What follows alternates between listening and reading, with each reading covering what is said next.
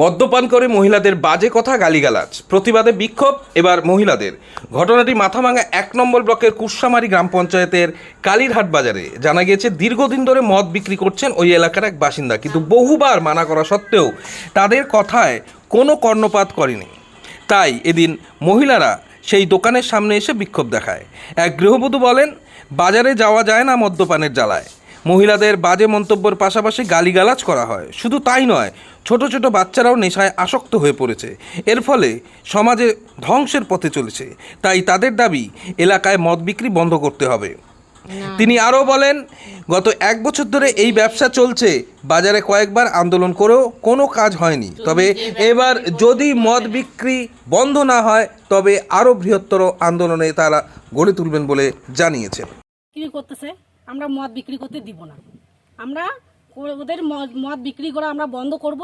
ওরা যদি বিক্রি করা বন্ধ না করে আমরা আবার আন্দোলন করব। মহিলাগুলো আমরা আবার একতা হব। আমরা মানে আস্থা দিয়ে লোকজন হাঁটতে পারে না ওদের জন্য। ওরা বাজারে মদ খায়, বাজে বাজে কথা বলে, মহিলাদেরকে বাজে মানে সমর্থন দেয়, হ্যাঁ, বাজে বাজে ভাষা বলে। কতদিন থেকে এই ব্যবসা? এটা 1 বছর থেকে করছে। এর আগেও আমরা আন্দোলন করছি, ওরা বন্ধ করে না। ওরা বলে কি, আমি আমার বাপের জমিতে বিক্রি করি, তোমার কি? আমি কি অন্য জমিতে বিক্রি করি? মদ বিক্রি করবোই আমরা, জীবন যাবে যাক, মদ বিক্রি করা ছাড়বো না, এরকম করে বলে। হ্যাঁ, জানিয়েছি, এর আগে 3 জনকে ধরাই দিয়েছি আমরা, 4 জনকে।